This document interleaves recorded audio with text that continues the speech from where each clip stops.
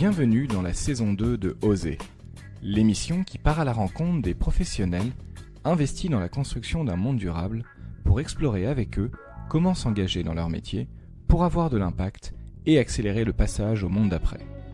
Nous allons parcourir différents secteurs afin de mieux les comprendre, d'en définir les enjeux et d'esquisser des pistes d'engagement. Oser est un podcast indépendant qui a vocation à être une source d'inspiration pour ceux qui se questionnent sur leur activité et rêvent d'un autre monde. J'ai besoin de votre soutien pour faire connaître le podcast en le partageant sur vos réseaux et en ajoutant un commentaire sur iTunes. Merci pour votre aide précieuse qui me permet de continuer l'aventure. Et maintenant, place à l'épisode du jour. Quand on pense au transport du futur, on imagine souvent des avions à hydrogène ou des voitures électriques autonomes, mais pas des bateaux à voile. Et pourtant, face à la raréfaction du pétrole, la nécessité de baisser nos émissions de CO2 et de concevoir des technologies plus low-tech, le transport vélique est une vraie solution bas carbone pour le fret, où la France a de sérieuses cartes à jouer. On parle de ce nouveau type de transport, de ses enjeux et des opportunités que cela représente en termes d'emploi, avec Stéphane Gallard de l'entreprise Grand Sail, dont le premier navire s'apprête à partir en novembre. Bonne écoute! Bonjour Stéphane. Bonjour. Vous êtes directeur marketing chez Grand Sail, une entreprise pionnière en matière de mobilité maritime bas carbone, mais aussi responsable et éthique en tant que producteur de café, chocolat et vin. Je vous propose d'explorer ensemble le secteur du transport maritime, d'en comprendre les enjeux et de voir comment il est possible de s'engager de manière écologique et responsable dans ce métier. Alors pour commencer, est-ce que vous pourriez vous présenter en quelques mots ? Oui, alors bon, moi je suis effectivement le directeur marketing de Grand Sail. On va plutôt parler de Grand Sail, ce qui est quand même le plus intéressant dans l'histoire. Grand Sail, c'est une entreprise qui a été fondée en 2013 sur un concept qui a à peu près 10 ans, le temps d'un peu mettre les choses en place. Et la genèse de l'entreprise, c'est de pouvoir faire du transport à la voile. Le transport à la voile, c'est facile à dire, un petit peu plus compliqué à faire, puisqu'il faut réussir, avant de pouvoir lancer la construction d'un chantier pour le navire, de réussir à remplir les cales, en fait, tout simplement, pour pouvoir financièrement lancer la construction. Et donc, il y a deux façons de le faire. Soit on va chercher en fait des contrats pour transporter des choses pour autrui, et fort de ces contrats, on pourra ensuite procéder au financement. Soit, ce qui a été l'approche de Grand Sail, on crée un fonds de commerce en fait pour générer des besoins en transport. Donc en 2013, Grand Sail démarre avec des cafés, ensuite en 2016 avec des chocolats, et à partir de 2018, on lance le chantier de construction du navire. Et pourquoi des cafés et des chocolats? À l'origine, les fondateurs de l'entreprise ne sont pas du tout chocolatiers ni torréfacteurs, mais proviennent plutôt du monde des énergies renouvelables et du monde marin. Et donc, le constat était tout simplement que pour que le projet ait du sens et que ce soit économiquement viable, il faut transporter et surtout aller chercher des produits, des matières premières qui proviennent de loin. Donc ça, c'est évidemment la première contrainte. Euh, et la deuxième, qui puisse apporter une valeur ajoutée. C'est-à-dire qu'on ne va pas transporter juste de la matière première, une commodité de matière première. Il faut que ce soit un produit que l'on puisse transformer, auquel on va pouvoir rajouter un peu de valeur et du coup euh, pouvoir absorber le surcoût, parce que soyons honnêtes, c'est un surcoût que le transport à la voile va engendrer. Donc, à force d'étudier la question, ils se sont dit, mais voilà, des produits que l'on consomme tous les jours, parce que c'est aussi ça un petit peu l'intérêt. Euh, donc café, chocolat, des produits qui viennent de loin, bah, effectivement Amérique latine, et des produits que l'on peut transformer, sur lesquels on peut ajouter une valeur et rendre toute la démarche économiquement viable. Et donc c'est un peu comme ça que le projet a démarré. Alors c'est assez marrant quand on l'explique comme ça, évidemment c'est un petit peu plus complexe dans la réalité, mais surtout ça nécessite de regrouper plusieurs métiers, parce qu'on est d'une part une entreprise agroalimentaire, on transforme des matières premières et on les distribue dans des magasins. Et donc ça, c'est un métier vraiment à part. Donc torréfacteur de café et chocolatier, couverturier même, c'est un métier qui peut s'apprendre, mais qu'il faut être entouré de professionnels. Et clairement, les fondateurs de l'entreprise n'étaient pas issus de ces domaines-là. Euh, et puis, d'autre part, évidemment, armateur, puisqu'il fallait construire le navire et maintenant le gérer. Donc, ce sont plein de métiers qui se regroupent. On appelle ça une intégration verticale, puisqu'on va s'occuper en amont de toute la partie transport, ensuite de la partie transformation et au final de la partie distribution dans les points de vente.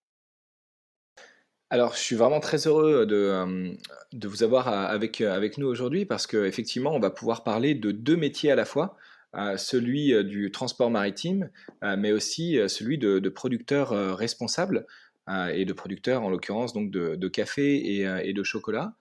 Je vous propose de nous intéresser d'abord au métier de transporteur maritime, essayer de comprendre un petit peu déjà ce secteur, comment ça fonctionne et pourquoi est-ce que vous êtes un ovni, pourquoi vous avez décidé de faire les choses différemment et comment ça se passe. Alors, ce qu'il faut comprendre, c'est que le transport, de manière générale, euh, que ce soit terrien ou maritime, ce sont des domaines qui sont antiques, enfin antiques entre guillemets, c'est-à-dire qui sont très bien instaurés depuis des décennies, voire plus, et que donc, fort de toutes ces années d'expérience, ce sont des modèles économiques qui sont vraiment ultra affûtés. Donc il y a peu de pertes dans ces systèmes, en tout cas d'un point de vue économique. Donc, une des raisons premières pourquoi le transport maritime à la voile de marchandises ne s'est pas imposé, c'est qu'il y a un surcoût. Et donc, économiquement, ça devient très difficile de trouver cet équilibre. Donc ça, c'est un des premiers obstacles qu'il faut réussir à franchir. Alors Euh, juste, Allez-y. pardon, par rapport à ce surcoût, qu'est-ce que ça représente en fait ce surcoût? Il vient d'où? Juste pour qu'on essaie de comprendre un peu pourquoi, enfin, c'est plus difficile de le faire à la voile que de manière un peu traditionnelle. Et qu'est-ce que c'est en fait la manière plus traditionnelle? Alors la manière traditionnelle, c'est par cargo, hein, tout simplement. Ce sont les gros cargos qui vont faire 150, 200 mètres et transporter des centaines de tonnes. Et donc le coût du transport est dilué sur l'ensemble des marchandises qui sont transportées, et donc le coût du transport lui-même devient très faible à l'unité, très très très faible. Et alors par contre, on va mettre de côté pour l'instant la question et la dimension écologique. Mais sur le côté purement économique, euh, ce sont vraiment voilà, ce sont des machines de guerre économiques, euh, ce qui fait que c'est ultra efficace. Et quand on arrive avec des navires qui sont différents, alors au-delà même du transport, c'est que puisqu'il y a toute une infrastructure autour de ça, les coûts de production également sont plus faibles sur ces types de navires. Nous, on démarre sur des projets qui sont différents, donc qui ne rentrent pas dans les mêmes cases. Donc il y a du surcoût au niveau de la production, de la fabrication même des navires.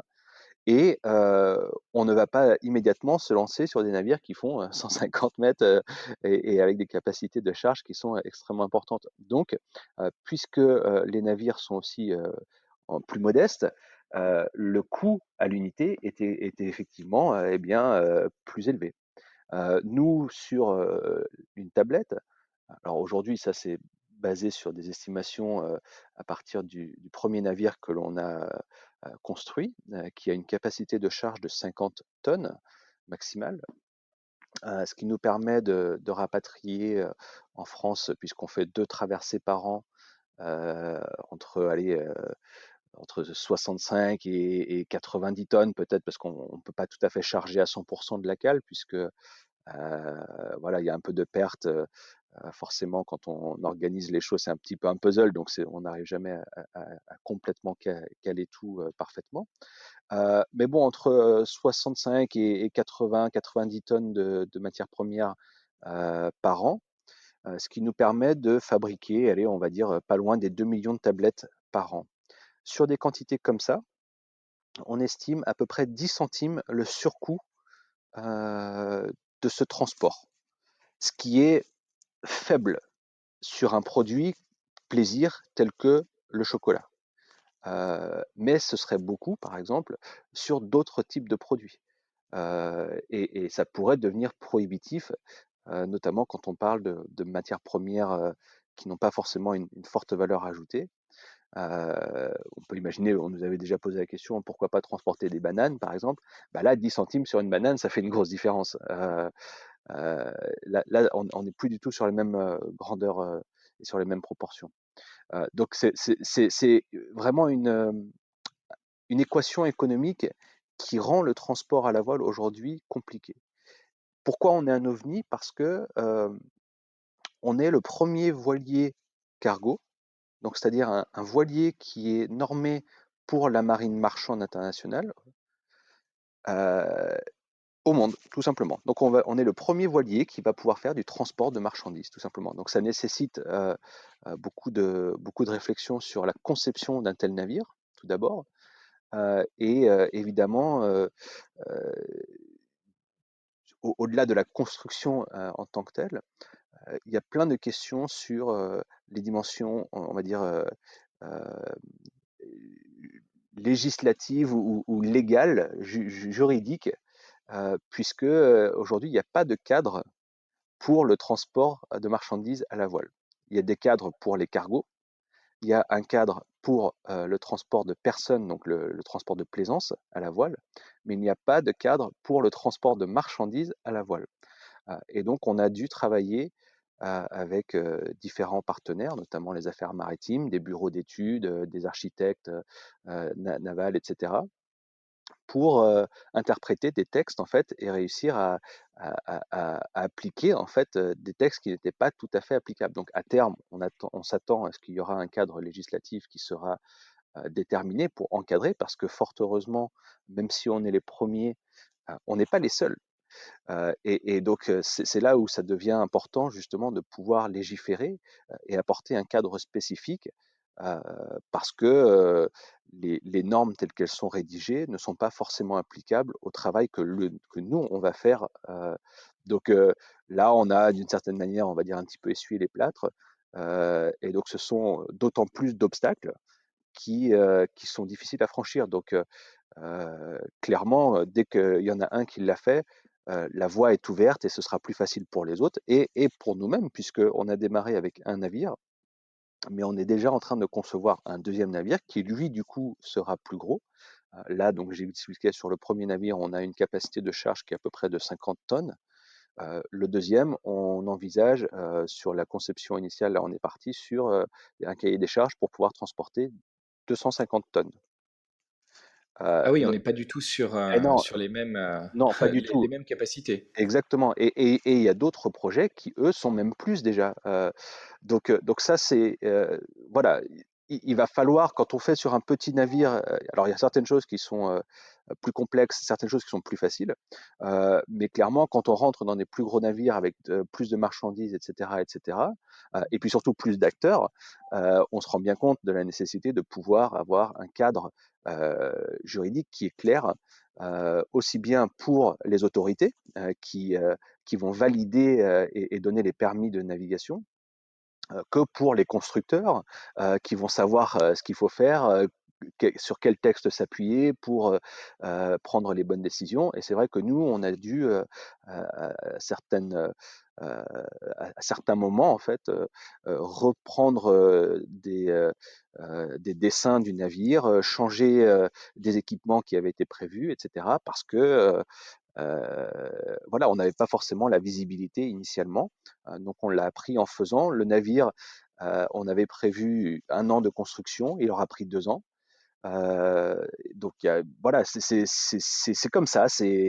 Euh, Quand on est le premier, quand on est un peu le pionnier, eh bien, voilà, on défriche le terrain. Nous, ce qu'on fait aujourd'hui, on est membre, par exemple, de l'association Winship, une association française qui regroupe différents acteurs justement du transport de marchandises à la voile. Et donc, on œuvre aussi à partager et à faire bénéficier les autres de l'expérience que l'on a eue.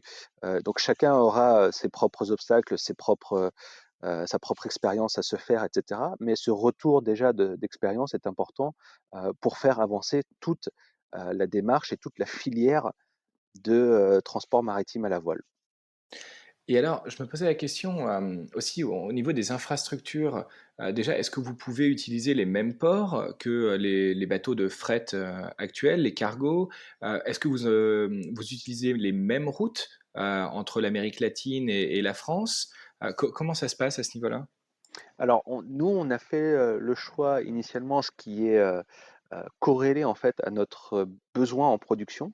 Donc, on a un navire qui est relativement modeste. On parle souvent d'un gros voilier et d'un petit cargo. Donc, c'est un navire qui fait 24 mètres à peu près, avec des mâts de 24 mètres également d'ailleurs. Un bateau à vide qui va faire 30-50 tonnes. Et donc avec une capacité de charge qui double le poids, donc on va être quasiment à 100 tonnes une fois tout chargé. Mais ça reste un petit navire, ce qui nous permet en fait d'aller quasiment dans n'importe quel port, à l'inverse de gros cargos.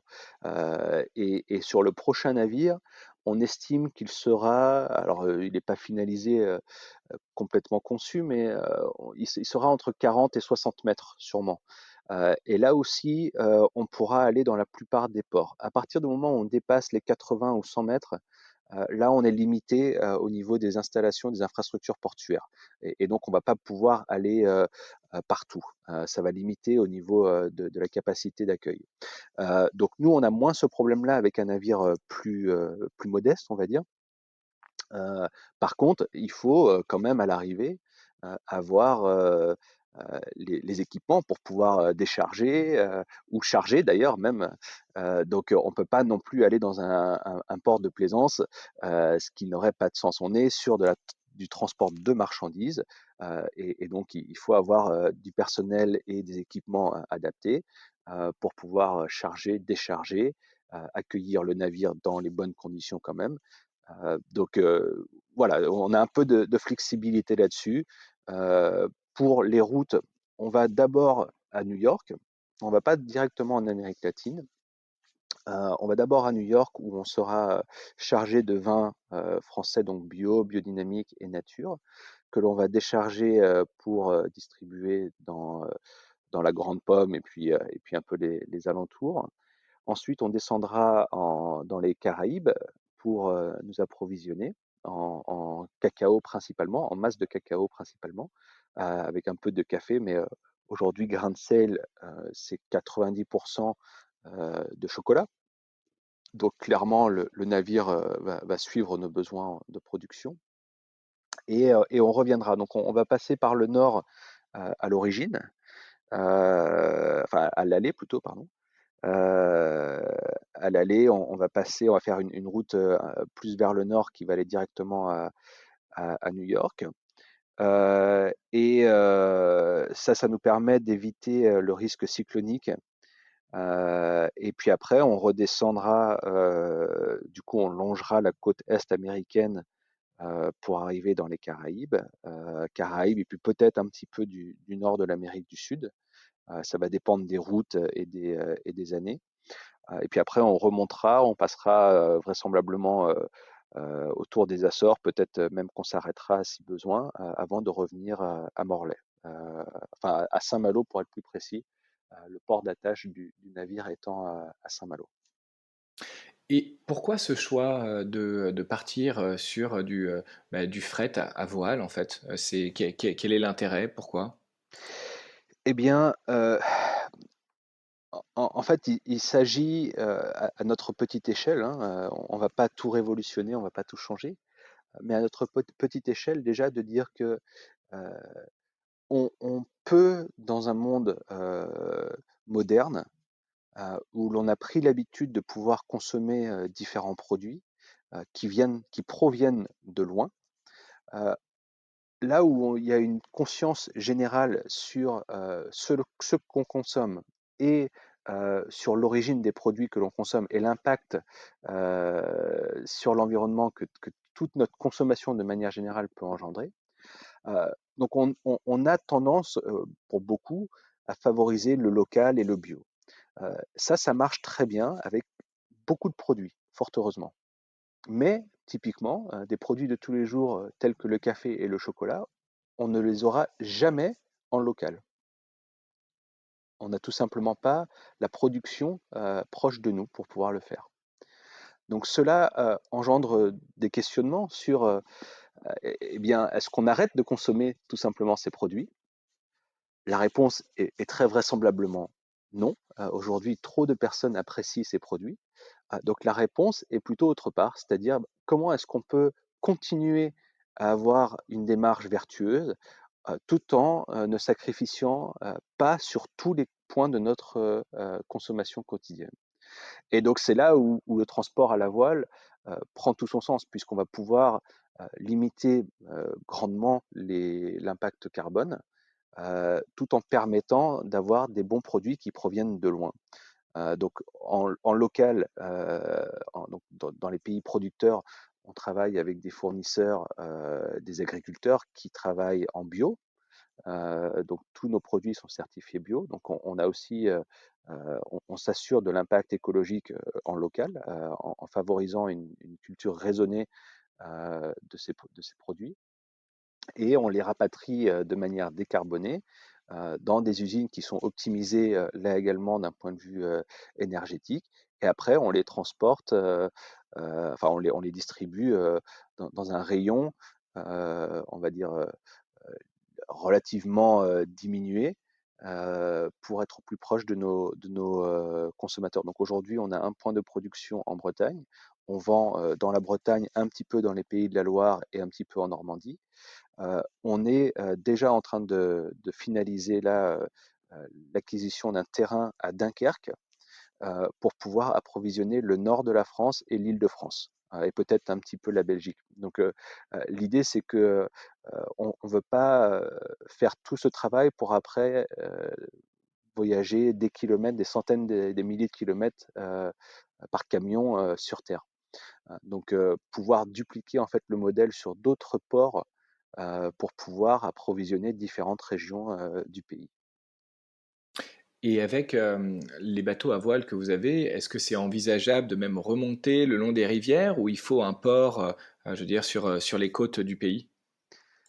Alors les rivières, c'est un petit peu compliqué. Il faut, déjà un tirant d'eau. Alors sur le navire que l'on a aujourd'hui, il faut un tirant d'eau, donc c'est-à-dire une profondeur d'eau, de presque 4 mètres, donc constant, donc ça c'est vraiment le minimum. Et voilà, on peut pas aller partout hélas. Et puis quand on aura des navires encore plus gros, ça sera encore plus de tirants d'eau. Donc c'est pas vraiment, envisageable aujourd'hui. Par contre, on pourrait, peut-être, même si c'est assez compliqué à faire, mais on pourrait peut-être imaginer des relais, pour faire du transport, sur les rivières, et les fleuves.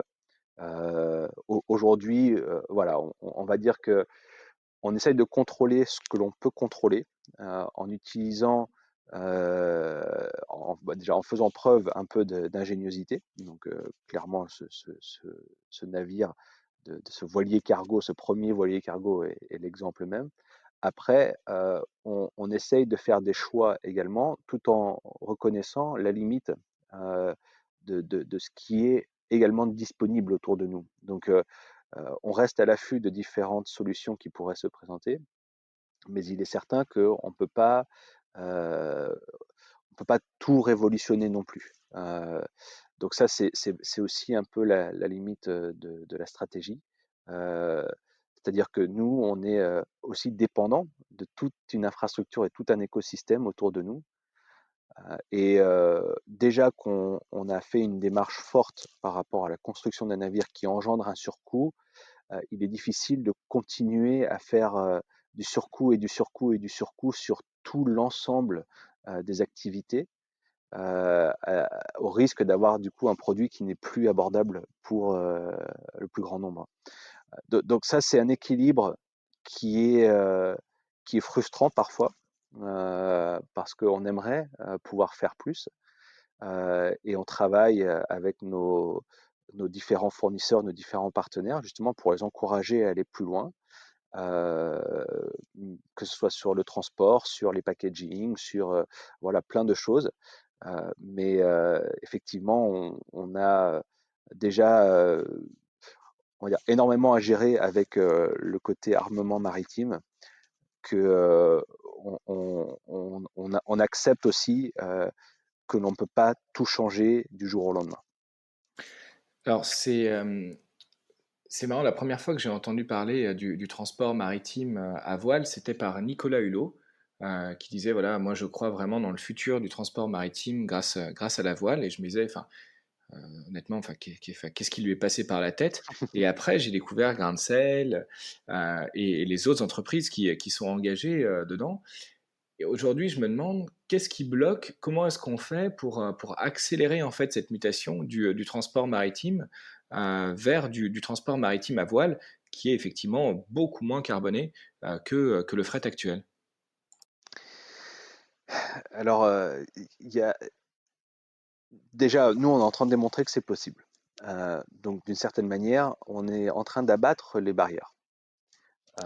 Et ce qu'on souhaite faire, c'est entraîner d'autres. On a un projet qui est bien conçu, qui est viable sur tous les points de vue. Donc déjà d'un point de vue maritime, ce qui est non négligeable, d'un point de vue économique également.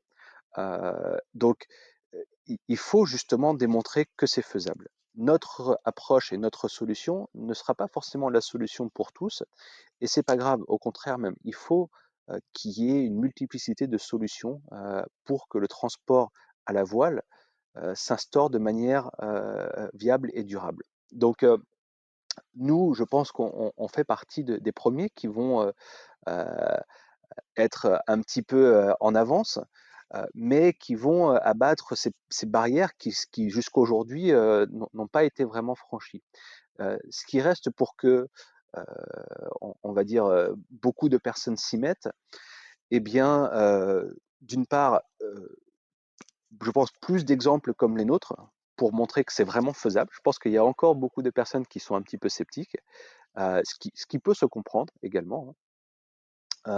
Donc démontrer qu'on est capable réellement de faire des allers-retours, des boucles transatlantiques, qu'on est capable de ramener des transports, enfin des marchandises, et que nos marins sont en sécurité, qu'il n'y a pas de risque particulier, etc. Donc ça, je pense qu'il faut aussi un petit peu donner le temps au temps, de démontrer que ça marche vraiment. Euh, qu'il y ait d'autres projets qui se concrétisent. Et donc là, ensuite, ce qu'il faut, c'est d'une part, eh bien, des aides des différentes administrations, que ce soit au niveau européen ou national. Nous, on a été soutenus par l'ADEME, par exemple. Donc ça, c'est très bien. Donc eux ont la capacité de motiver et de soutenir financièrement des projets, en tout cas pour les amorcer. Et puis, ce qu'il faut autour, c'est une infrastructure économique et d'entreprise qui puisse justement apporter toutes les solutions, parce que nous, on s'est rendu compte que c'est pas, euh, on demande des choses qui sont un petit peu hors du commun. Donc, c'est pas toujours évident de trouver les bons fournisseurs. Donc, voilà, il y a tout un peu un écosystème qui doit se créer pour du transport maritime à la voile. Et je pense au final, il faut aussi réussir à changer les mentalités. Donc, c'est-à-dire que des clients potentiels, puisque nous, à la différence de la plupart des autres projets, c'est on travaille pour nous-mêmes, on transporte pour nous-mêmes. Alors que les autres vont vraiment faire du fret pour autrui. Et donc, eux sont dans une stratégie de réussir à convaincre des clients potentiels de travailler avec eux par rapport à du cargo classique, par exemple. Et donc là, ça se passe d'une part par une approche philosophique, clairement, mais aussi, et c'est ça aussi, je pense, le gros enjeu, par une réalité économique. Donc, les entreprises peuvent être convaincues philosophiquement, mais si ça va impacter les marges et rendre le projet trop difficile à réaliser, ça devient évidemment une barrière conséquente. Et donc là, aujourd'hui, ce que l'on voit avec d'autres projets, c'est qu'il y a des entreprises qui sont prêtes à le faire aujourd'hui. Et il y en aura d'autres, et il y en aura plus. Et plus il y aura de bateaux, plus il y aura d'entreprises qui auront ces premiers clients qui auront un peu amorcé la chose, plus d'autres entreprises suivront. Et puis après, les gros armateurs, eux, s'y mettront également. Enfin voilà, il y aura un effet boule de neige. Ça va pas se faire du jour au lendemain, mais nous et d'autres, il y a d'autres projets qui vont sortir assez rapidement d'ici 1 ou 2 ans sur des navires plus gros, sur des transports pour d'autres types de marchandises. Et donc, on s'attend à ce que pour la première fois, parce qu'il y a eu des tentatives, notamment dans les années 70-80, mais qui restent anecdotiques, et j'ai envie de dire d'une certaine manière un petit peu farfelues, parce que c'était vraiment des ovnis. Donc, nous, on est ovnis dans le sens où on est le premier à le faire, mais on n'est pas ovnis parce qu'on n'est pas tout seul. Et ça, c'est important. Il faut réussir à motiver d'autres personnes, d'autres entreprises et des clients potentiels pour que toute cette filière, en fait, se développe de manière durable et pérenne. Et ça passe par exemple, comme des informations auprès des consommateurs sur, enfin, l'empreinte carbone de leur chocolat ou de leur café.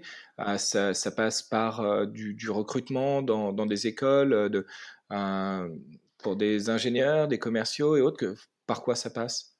Oui, alors vous avez raison, effectivement, il y a un volet pédagogique, expliquer un petit peu les différences, tout comme quand on pense aux prémices de l'agriculture bio, il y a une vingtaine d'années, voilà, il y avait besoin d'expliquer beaucoup. Beaucoup de gens étaient un peu sceptiques, ça veut dire quoi? Quelle est la différence? Et aujourd'hui, on voit bien que le bio est en train d'exploser depuis des années maintenant et continue, et ça s'est même accéléré avec la prise de conscience générale liée au Covid. Donc oui, je pense que ce sont des changements assez profonds dans les approches, c'est aussi présenter des nouvelles informations, tout simplement, parce que ce sont des choses auxquelles on ne pense pas forcément. Heu et heu et puis après, bah, motiver non seulement les consommateurs d'une part, heu, mais les entreprises, donc il y a un volet, on va dire, consommateur, et un volet, entreprise. Heu, les décisionnaires, tout simplement, les acheteurs, eux qui sont en capacité de prendre ces décisions, réussir à les motiver, leur expliquer, et leur démontrer que c'est faisable et que ça c'est bien, c'est bon pour l'entreprise et pour, la l'environnement. Et après, nous, par exemple, on fait des interventions dans les écoles, dans les lycées,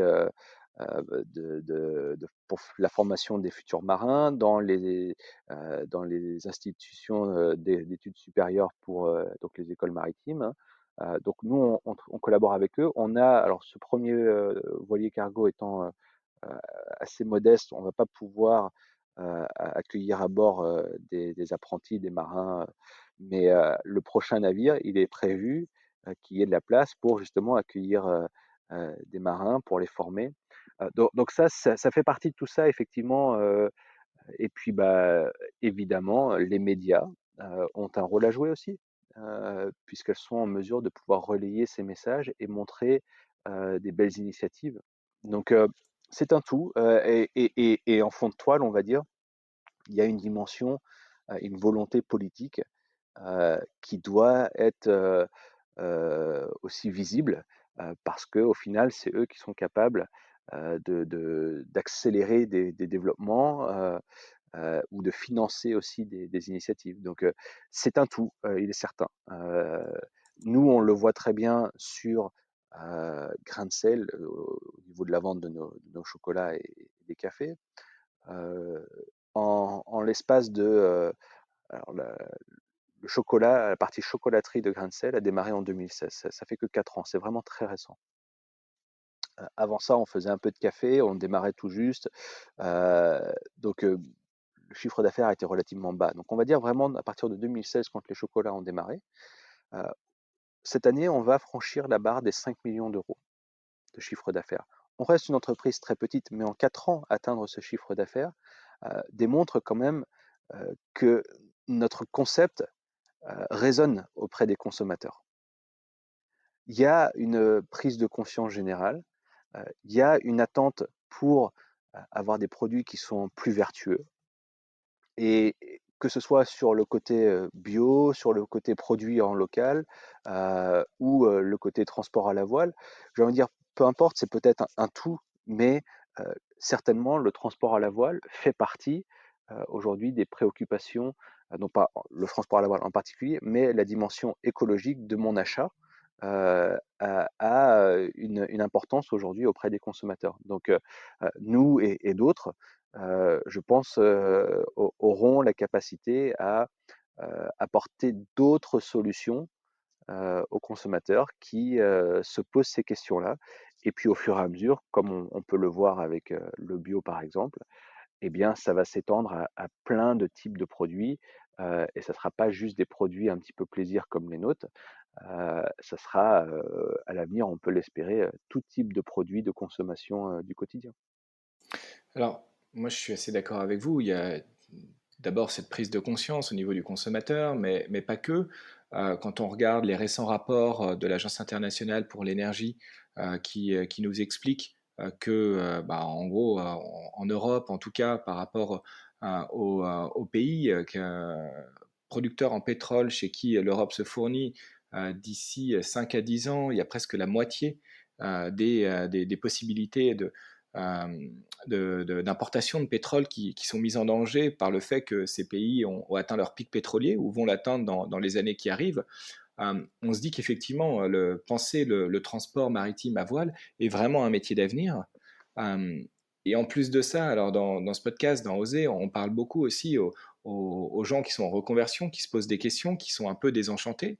Et du coup, par rapport à ces deux situations qui avancent en parallèle, le fait que on a l'impression d'aller vers la fin du pétrole finalement, et en même temps une volonté de bio, de bas carbone, quelles sont les possibilités pour des étudiants ou des ingénieurs ou autres aujourd'hui qui veulent se reconvertir, se former ou travailler, s'engager dans le transport maritime à voile? Comment est-ce qu'on fait? Par où on commence?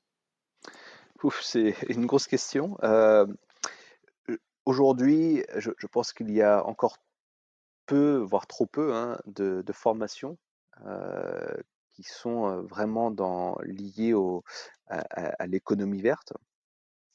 Euh, Nous, nos marins sont issus d'écoles maritimes, on va dire classiques, euh, et, euh, ils ont tous travaillé dans de la marine marchande et de la marine euh, parfois liée au pétrole, etc. Et eux, tous les marins nous disent, alors il y a 4 marins à bord du Grand Sail, mais ils nous disent qu'ils recherchaient du sens dans leur travail. Donc les compétences acquises ne sont pas à jeter. Euh, Par contre, euh, il y a peut-être un défaut sur les débouchés aujourd'hui. Et on voit que alors les marins que l'on a en plus sont jeunes, ils ont alors vingtaine et puis plutôt trentaine pour capitaine et le lieutenant et le second, pardon.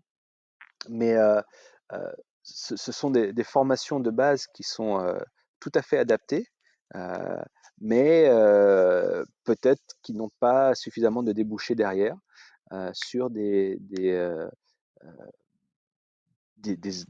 entreprises qui seraient plus vertueuses. Donc voilà, c'est vrai que la formation est peut-être pas encore tout à fait au rendez-vous et surtout en fait la formation a tendance à suivre le marché. Donc il faut créer un marché et après il y aura plus de formation et il y aura aussi plus de débouchés. Donc c'est un tout, hein, et c'est pour ça que nous, justement, on veut travailler avec, que ce soit des lycées ou des écoles supérieures pour la formation des marins, pour justement leur permettre de venir travailler avec nous. Et les autres projets, euh, ou certains des autres projets en tout cas, euh, qui vont se concrétiser dans les mois et années à venir, plusieurs sont portés par des marins professionnels qui ont travaillé dans des contextes classiques, on va dire. Donc, c'est aussi ces personnes-là qui vont être un peu moteur justement pour faire évoluer toutes les perceptions. Euh, Nous, on reste relativement petit, hein, on est une trentaine de salariés en direct avec en parallèle une vingtaine de salariés en situation de handicap. Donc on travaille avec une association pour l'insertion au travail d'handicapés, que ce soit physiques ou mentaux. Donc on va dire, une cinquantaine de personnes chez nous. On reste une petite entreprise. Et c'est là aussi où il faut justement qu'il y ait plein d'autres initiatives qui se concrétisent pour justement recruter des types de personnes qui sont convaincues par ça, et puis après derrière pouvoir motiver les écoles et les centres de formation pour proposer des formations spécifiques. Donc voilà, c'est un tout, hein, on est d'accord. Et comment on fait alors pour porter ce genre d'initiative? Vous soutenez des projets qui veulent se lancer, vous accompagnez des porteurs de projets sur même de la formation, de l'apprentissage. Il y en a qui le font, puisque, enfin, on peut se dire, ouais, c'est génial, j'ai envie de me lancer dans le transport à voile, mais finalement, comment est-ce qu'on apprend? Comment est-ce qu'on fait en fait? Ouais, alors aujourd'hui, non, on fait de l'information, pas de la formation. On fait du partage et du retour d'expérience euh, au sein, par exemple, de l'association Winship. Et donc, l'association Winship, elle, a un volet donc politique, bien évidemment, comme toute association. Elle sert un peu de lobbying pour la filière complète. Et derrière, justement, travaille à promouvoir aussi des partenariats avec différentes entités pour apporter les solutions d'un point de vue, on va dire, plus global, infrastructurel. Et, euh, et puis après, on travaille évidemment avec les autres membres de l'association. Donc, pour se lancer aujourd'hui, il est vrai que il n'y a pas encore de voie claire. Donc, les premiers qui sont en train de concrétiser, ou comme nous qui ont déjà concrétisé, il y en a peu. Et là, effectivement, on reste des exceptions.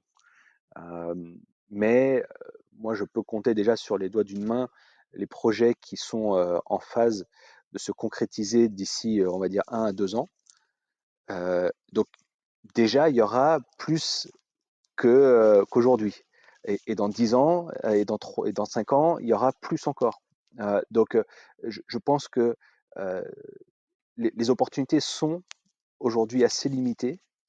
Euh, une chose est certaine, c'est que pour faire du transport maritime à la voile, il faut obtenir des diplômes de marine marchande. Il faut faire une école de marin.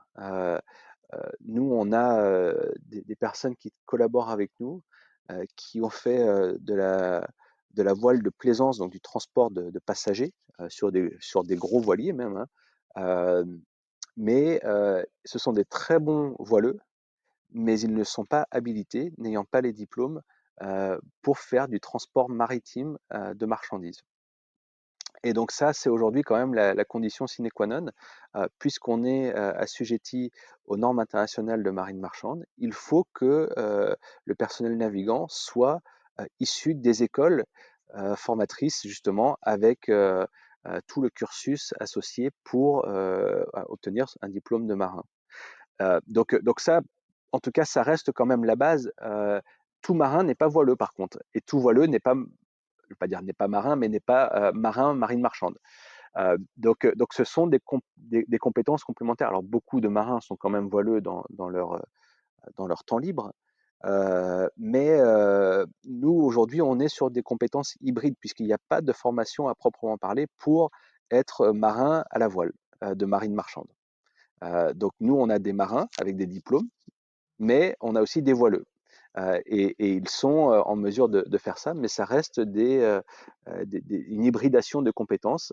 À terme, on peut s'attendre tout à fait à avoir des diplômes, ou en tout cas avec des sortes de certifications qui diraient, voilà, cette personne-là est habilitée pour piloter un voilier cargo. Aujourd'hui, ça n'existe pas. Et si on veut aller un peu plus loin dans la compréhension, creuser un petit peu ce métier, vous conseillez d'aller voir l'association Winship justement? C'est ça ce qu'il y a de mieux? Oui, et puis ils sont en train de finaliser la rédaction d'un livre blanc. Alors je sais plus quand ça va sortir, mais ça sortira dans les quelques mois prochains. Et justement qui fera un petit peu un bilan sur le transport à la voile aujourd'hui, sur l'écosystème, sur les difficultés, sur la formation, j'imagine aussi. Donc voilà, c'est un livre blanc qui sera assez complet, qui permettra justement de donner, c'est ça tout l'enjeu pour eux, une feuille de route sur les initiatives et les étapes à franchir. Et donc il y aura des recommandations et des préconisations d'un point de vue législatif, bien évidemment, politique d'un point de vue notamment finances publiques, comment soutenir cette filière. J'imagine il y aura un volet sur la formation. Et puis voilà, ça c'est une super initiative qui est nécessaire. Donc de manière générale, c'est aussi et c'est ce vers quoi, enfin ce à quoi on œuvre tous ensemble, c'est que il ne faut pas que ces initiatives restent des exceptions. Et donc il faut réussir un petit peu à organiser toute cette filière pour qu'elle se renforce, pour qu'elle soit plus visible, pour qu'elle ait les moyens de réussir, pour qu'elle puisse échanger, partager déjà entre nous, ce qui est non négligeable, mais aussi avec le public de manière générale. Donc voilà, pour nous, alors ce seront pas les seuls, il y aura sûrement d'autres choses qui viendront à côté et tant mieux. Mais aujourd'hui, c'est Winship pour nous qui est vraiment aux premières loges de de l'organisation de la filière. Stéphane, merci beaucoup pour ce témoignage et pour partager tout ce que vous avez pu faire avec Grain de Sail aujourd'hui, votre business model et ces innovations dans le transport maritime. Moi, je trouve personnellement que c'est absolument génial et je vous souhaite vraiment bon courage et j'allais dire bon vent pour les prochaines années. Merci, c'est très gentil et suivez évidemment, les aventures de Grain de Sel. Le navire, part, en novembre là pour, de Saint-Malo pour New York et puis, prendra 3 mois pour compléter la boucle et revenir en Bretagne. Donc, suivez cette première aventure et puis, il y en aura d'autres, que ce soit nous ou d'autres entreprises. Donc on souhaite bon vent non seulement à notre équipe, mais aussi à tous nos confrères.